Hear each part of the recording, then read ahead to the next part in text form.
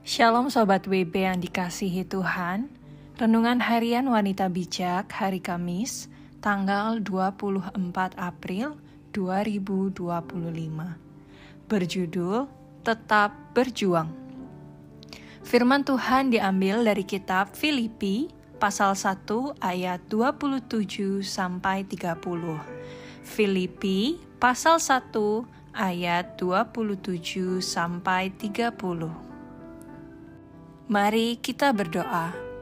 Tuhan yang Maha Kasih, terima kasih atas hari yang baru. Kami mohon kasih-Mu menyertai kami dan buka hati pikiran kami agar dapat memahami kehendak-Mu. Dalam nama Yesus kami berdoa, amin. Pembacaan kitab Filipi pasal 1 ayat 27-30 demikian sabda Tuhan. Nasihat supaya tetap berjuang. Hanya, hendaklah hidupmu berpadanan dengan Injil Kristus, supaya apabila aku datang, aku melihat, dan apabila aku tidak datang, aku mendengar, bahwa kamu teguh berdiri dalam satu roh, dan sehati sejiwa berjuang untuk iman yang timbul dari berita Injil, dengan tiada digentarkan sedikit pun oleh lawanmu. Bagi mereka semuanya itu adalah tanda kebinasaan, tetapi bagi kamu tanda keselamatan. Dan itu datangnya dari Allah. Sebab kepada kamu dikaruniakan bukan saja untuk percaya kepada Kristus, melainkan juga untuk menderita untuk Dia. Dalam pergumulan yang sama, seperti yang dahulu kamu lihat padaku, dan yang sekarang kamu dengar tentang aku. Demikian sabda Tuhan, berbahagialah mereka yang mendengarkan firman Tuhan dan melakukannya. Haleluya.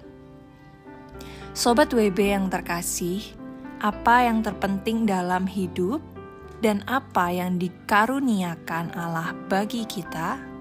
Sobat WB, setiap manusia memiliki pergumulannya sendiri yang bertambah sulit karena kondisi dunia saat ini. Penyesatan, perusakan, ketidakadilan, dan pemberontakan terjadi di mana-mana.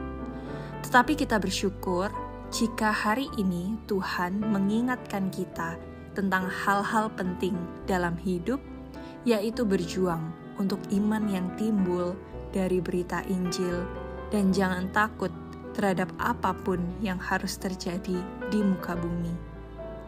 Apapun situasi yang kita hadapi, kita tetap memilih untuk menghidupi firman Tuhan dan terus bertumbuh dalam iman kepada Yesus Kristus. Ada pengharapan hidup kekal bagi setiap kita yang bertekun sampai akhir.